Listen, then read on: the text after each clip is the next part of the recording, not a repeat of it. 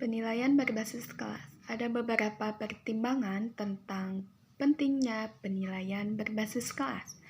Kesatu, pada hakikatnya penilaian berbasis kelas bukan hanya untuk kepentingan guru saja, tetapi untuk juga peserta didik, kepala sekolah, maupun orang tua. Yang kedua, masih banyak kekeliruan guru dalam memahami penilaian, baik dalam konsepsional, implementasi, maupun penggunaan hasil penilaian itu sendiri. Yang ketiga, pada umumnya, guru di sekolah jarang mendalami tentang penilaian. Di samping itu, karena kesibukannya maupun buku yang kurang mendukung.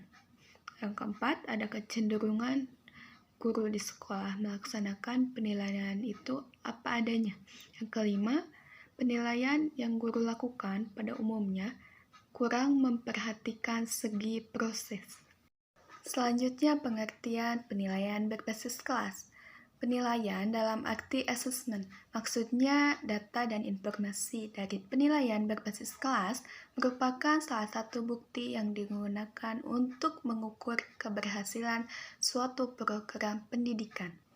Secara lebih spesifik, penilaian berbasis kelas dapat diartikan sebagai salah satu proses pengumpulan, pelaporan, dan penggunaan data dan informasi tentang hasil belajar peserta didik terhadap tujuan pendidikan yang telah ditetapkan. Tujuan pendidikan itu adalah seperti standar kompetensi, kompetensi dasar, dan indikator pencapaian hasil belajar yang terdapat dalam kurikulum. Kemudian ada unsur-unsur penilaian berbasis kelas. Yang pertama, penilaian prestasi belajar atau achievement assessment, yaitu suatu teknik penilaian yang digunakan untuk mengetahui tingkat pencapaian prestasi belajar peserta didik dalam mata pelajaran tertentu sesuai dengan kompetensi yang telah ditetapkan dalam kurikulum. Seperti contohnya tes prestasi belajar dalam bidang studi matematika. Yang kedua, penilaian kinerja performance assessment, yaitu suatu teknik penilaian yang digunakan untuk mengetahui tingkat penguasaan keterampilan peserta didik melalui tes, penampilan, atau demonstrasi praktik kerja sama. Contohnya seperti guru menyuruh peserta didik untuk berpidato di depan kelasnya. Penilaian alternatif atau alternative assessment, yaitu suatu teknik penilaian yang digunakan sebagai alternatif di samping teknik penilaian yang lain. Yang keempat, penilaian autentik atau authentic assessment, yaitu suatu teknik penilaian yang digunakan untuk mengetahui tingkat pencapaian kompetensi peserta didik berupa kemampuan nyata. Yang kelima, penilaian portofolio atau portfolio assessment, yaitu suatu teknik penilaian yang digunakan untuk mengetahui tingkat pencapaian kompetensi dan perkembangan peserta didik. Karakteristik penilaian berbasis kelas. 1. Menggeser tujuan penilaian dari keperluan untuk klasifikasi peserta didik atau diskriminasi ke pelayanan individual peserta didik dalam mengembangkan kemampuan. Yang kedua, menggunakan penilaian acuan patokan atau PAP daripada penilaian acuan norma atau PAN. Yang ketiga, menjamin pencapaian tujuan pendidikan yang tercantum dalam kurikulum karena kompetensi dasar yang dirumuskan di dalam kurikulum menjadi acuan utama. Yang keempat, menggunakan keseimbangan teknik dan alat penilaian baik tes tertulis, tes lisan, maupun tes tindakan. Yang kelima, memberikan informasi yang lebih lengkap dan mudah dipahami. Yang keenam, memanfaatkan berbagai cara prosedur penilaian dengan menerapkan berbagai pendekatan dan cara belajar siswa yang aktif. Tujuan penilaian berbasis kelas adalah satu, informasi tentang kemajuan hasil belajar peserta didik secara individual mencapai tujuan belajar sesuai dengan kegiatan belajar yang dilakukannya. Yang kedua, informasi yang dapat digunakan untuk membina kegiatan belajar lebih lanjut, baik secara kelompok maupun individual. Selanjutnya yang ketiga, informasi yang dapat digunakan oleh guru dan peserta didik untuk mengetahui tingkat kemampuan peserta didik. Keempat, motivasi belajar peserta didik dengan cara memberikan informasi tentang kemajuan dan merangsangnya untuk melakukan usaha pemantapan atau perbaikan. 5. Informasi semua aspek kemajuan peserta didik dan pada gilirannya guru membantu pertumbuhannya secara efektif. Keenam, bimbingan yang tepat untuk memilih sekolah atau jabatan yang sesuai dengan keterampilan, minat, dan kemampuannya.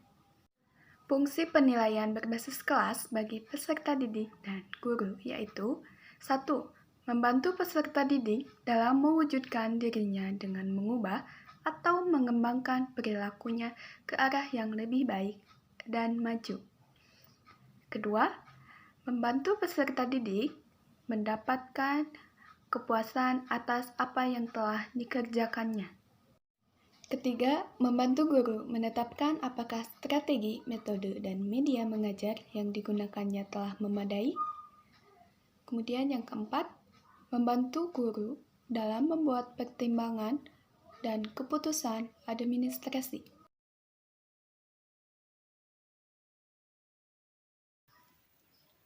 C. Objek penilaian berbasis kelas. Yang pertama, penilaian kompetensi mata pelajaran dapat dicapai setelah peserta didik menyelesaikan suatu aspek atau subjek mata pelajaran tertentu. Jadi, yang pertama, objek penilaian berbasis kelas, penilaian kompetensi mata pelajaran itu dapat dicapai setelah siswa menyelesaikan suatu aspek atau subjek mata pelajaran tertentu seperti matematika, bahasa Indonesia, bahasa Inggris, dan lain-lain.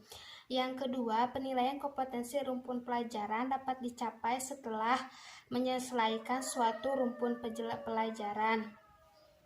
Setahu saya rumpun pelajaran ada 3. Yang pertama sains teknologi, yang kedua sains humaniora, yang ketiga saintek bahasa. Jadi untuk yang nomor 2 ini dapat diselesaikan saat siswa menyelesaikan ketiga rumpun pelajaran itu. Ketiga, penilaian kompetensi lintas kurikulum dapat dicapai setelah peserta didik melalui pengalaman belajar serta berkesinambungan. Penilaian ini berlaku terhadap hasil belajar dari suatu rumpun pelajaran. Kemudian untuk yang ketiga ini, kurikulum setahu saya ada 3. Yang pertama, kurikulum muatan lokal, yang kedua kurikulum berbasis kompetensi, yang ketiga tingkatan suatu pendidikan. Jadi untuk yang ketiga ini dapat dilakukan atau diselesaikan apabila siswa telah menyelesaikan salah satu kurikulum. Yang keempat, penilaian terhadap pencapaian keterampilan hidup. Kecakapan yang dimiliki peserta didik melalui berbagai pengalaman belajar dengan kesesuaiannya. Jadi setelah peserta didik melakukan pengalaman belajar dari SD sampai SMA, kompetensi yang diharapkan adalah yang pertama, efektif, yaitu kompetensi tentang keimanan dan ketakwaan kepada Allah Subhanahu wa Ta'ala, intinya yang berhubungan dengan keagamaan, agama Islam, yaitu mengaji, sholat, dan lain-lain. Yang kedua, efektif kognitif, yaitu tentang kemampuan akademik seperti berhitung, kemudian membuat puisi, yang intinya kemampuan akademik yang dialami saat belajar di sekolah. Yang ketiga, aspek psikomotorik, yaitu keterampilan komunikasi, hidup, beradaptasi dengan lingkungan yang ada di sekitarnya. Bagian D, domain dan alat penilaian berbasis kelas. Yang pertama, domain kognitif. Domain kognitif meliputi hal-hal sebagai berikut. Yang pertama, tingkat hafalan. Yang kedua, tingkat pemahaman. Yang ketiga, tingkat aplikasi. Yang keempat, tingkat analisis. Yang kelima adalah tingkat sintesis, dan yang keenam tingkat evaluasi. Yang kedua, domain psikomotor. Domain psikomotor meliputi hal-hal sebagai berikut. Yang pertama, tingkatan penguasaan gerakan awal, berisi kemampuan peserta didik dalam menggerakkan sebagian anggota badan. Yang kedua, tingkatan gerakan semi rutin, meliputi kemampuan melakukan atau menirukan gerakan yang melibatkan anggota badan. Yang ketiga, tingkatan gerakan seni rutin, berisi kemampuan menggerakkan secara menyeluruh dengan sempurna, dan sampai pada tingkatan otomatis. Alat penilaian yang digunakan berupa tes superentensil, tes identifikasi, tes simulasi, dan tes petik kerja. Yang ketiga, domain efektif. Kompetensi efektif yang ingin dicapai dalam pembelajaran meliputi tingkatan respon, aspirasi, penilaian, dan interisasi, serta sikap dan minat peserta didik terhadap mata pelajaran dan proses pembelajaran. Bismillahirrahmanirrahim. Assalamualaikum warahmatullahi wabarakatuh. Baik, di sini saya akan melanjutkan materi mengenai penilaian berbasis kelas, khususnya tentang manfaat hasil penilaian berbasis kelas dan jenis-jenis penilaian berbasis kelas. Nah, seperti yang sudah dijelaskan dari materi yang awal, penilaian berbasis kelas adalah penilaian dalam arti asesmen. Jadi maksudnya, data dan informasi dari penilaian berbasis kelas merupakan salah satu bukti yang dapat digunakan untuk mengukur keberhasilan suatu program pendidikan.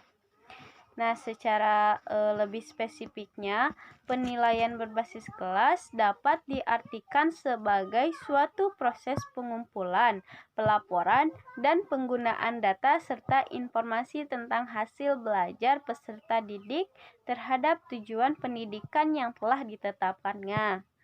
Nah, tujuan pendidikan yang dimaksud adalah standar kompetensi, kompetensi dasar, dan indikator pencapaian hasil belajar yang terdapat dalam kurikulum. Nah, sesuai dengan definisinya, penilaian berbasis kelas sangat bermanfaat untuk semua yang ada atau yang bersangkutan dalam lingkungan sekolah, terutama bagi guru, orang tua, dan peserta didik. Nah, bagi guru, penilaian berbasis kelas bermanfaat untuk mengetahui kemajuan dan hasil belajar peserta didik, mendiagnosis kesulitan belajar, memberikan umpan balik untuk perbaikan proses pembelajaran, menentukan kenaikan kelas, dan memotivasi peserta didik untuk belajar lebih baik.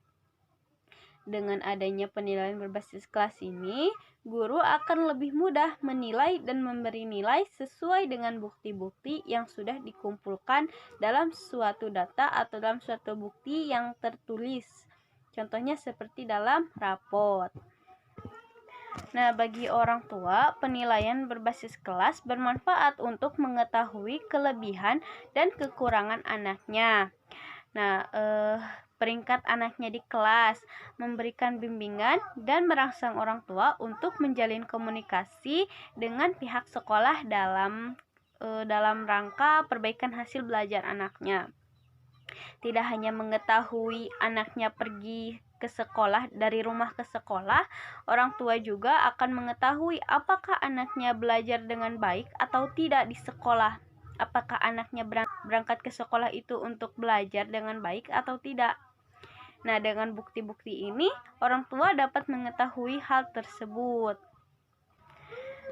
Nah, yang terakhir, bagi peserta didik, penilaian berbasis kelas sangat bermanfaat untuk memantau hasil pencapaian kompetensi secara utuh, baik yang menyangkut aspek pengetahuan, keterampilan, sikap, dan lainnya.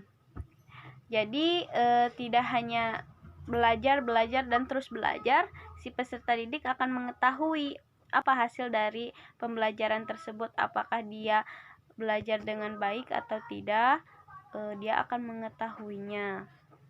Tidak hanya itu, Pusat Kurikulum Balitbang Depdiknas tahun 2000 dalam dokumen kurikulum berbasis kompetensi mengemukakan hasil penilaian berbasis kelas berguna untuk yang pertama, umpan balik bagi peserta didik agar pengetahuan, kemampuan, dan kekurangannya. Yang kedua, memantau kemajuan dan mendiagnosis kemampuan belajar peserta didik. Yang ketiga, memberikan masukan kepada guru untuk memperbaiki program pembelajaran di kelas. Yang keempat, memungkinkan peserta didik mencapai kompetensi yang telah ditemukan walaupun dengan kecepatan belajar yang berbeda-beda.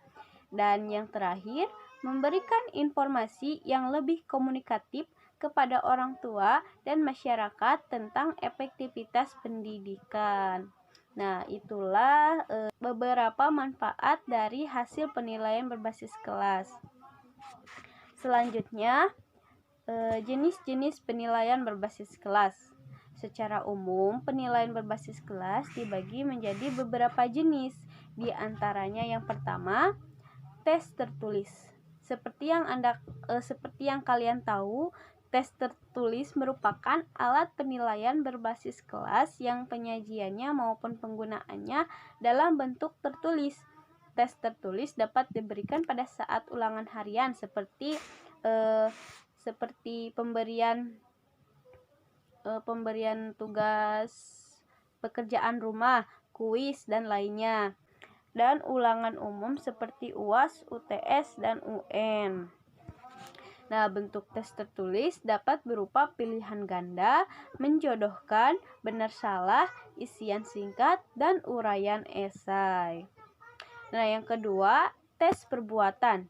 Tes perbuatan dilakukan pada saat proses pembelajaran berlangsung yang memungkinkan terjadinya praktek. Pengamatan ini dilakukan terhadap perilaku peserta didik pada saat proses pembelajaran berlangsung. Terus yang ketiga, pemberian tugas. Pelaksanaan pemberian tugas perlu memperhatikan hal-hal sebagai berikut. Yang pertama, banyaknya tugas satu mata pelajaran diusahakan agar tidak memberatkan peserta didik. Kita harus bisa menyesuaikannya, gitu ya. Yang kedua, jenis dan materi pemberian tugas harus didasarkan kepada tujuan pemberian tugas, yaitu untuk melatih peserta didik menerapkan atau menggunakan hasil pembelajarannya dan memperkaya wawasan pengetahuannya. Nah, selanjutnya kembali lagi ke materi, yaitu tentang jenis penilaian berbasis kelas yang ke-6, yaitu penilaian sikap. Nah, penilaian sikap dalam berbagai mata pelajaran secara umum dapat dilakukan berkaitan dengan berbagai objek. Nah, sikapnya diantara lain, yang pertama, sikap terhadap mata pelajaran. Yang kedua, sikap terhadap guru mata pelajaran. Yang ketiga, sikap terhadap proses pembelajaran. Yang keempat, sikap terhadap materi pembelajaran. Nah, sikap berhubungan dengan nilai-nilai yang ingin ditanamkan dalam diri peserta didik melalui materi tertentu. Nah, selanjutnya pengukuran sikap dapat dilakukan dengan berbagai cara.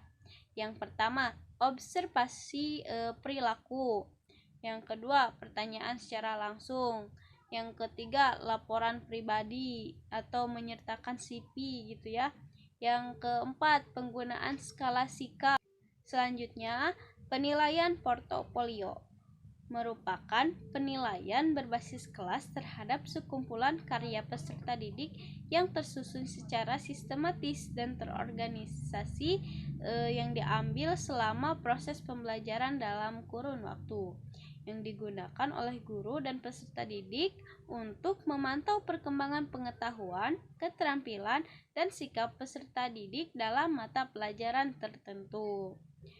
Nah, Pusat Kurikulum Balitbang Depdiknas tahun 2002 mengemukakan seperangkat alat penilaian dan jenis tagihan yang dapat digunakan dalam penilaian berbasis kelas. Di antaranya, yang pertama, Kuis digunakan untuk menanyakan hal-hal prinsip dari pelajaran yang lalu secara singkat. Bentuknya berupa isian singkat dan dilakukan sebelum pelajaran dimulai ataupun sesudah pembelajaran berakhir. Yang kedua, pertanyaan secara lisan di kelas yang digunakan untuk mengungkapkan penguasaan peserta didik tentang pemahaman konsep, prinsip, atau teorema yang sudah dibelajarkan. Yang ketiga, ulangan harian yang dilakukan secara periodik pada akhir pengembangan kompetensi. Yang keempat, tugas individu dilakukan secara periodik juga untuk diselesaikan oleh setiap peserta didik dalam waktu tertentu dan dapat berupa tugas rumah atau PR. Yang kelima, tugas kelompok digunakan untuk menilai kemampuan kerja kelompok dalam upaya pemecahan masalah. Yang keenam, ulangan semester digunakan untuk menilai ketuntasan penguasaan kompetensi pada akhir program semester. Yang ketujuh, ulangan kenaikan digunakan untuk mengetahui ketuntasan peserta didik dalam menguasai materi dalam pembelajaran tersebut. Ketujuh, ulangan kenaikan digunakan untuk mengetahui ketuntasan peserta didik dalam menguasai materi. Yang kedelapan, laporan kerja praktik atau laporan praktikum digunakan untuk mata pelajaran yang ada kegiatan praktikumnya seperti dalam pembelajaran fisika, kimia, biologi, dan bahasa. Dan yang terakhir, responsi atau ujian praktik digunakan untuk mata pelajaran yang ada kegiatan praktikumnya juga. Nah, itulah materi mengenai manfaat hasil penilaian berbasis kelas dan juga jenis-jenisnya. Mohon maaf jika ada kesalahan. Wassalamualaikum warahmatullahi wabarakatuh.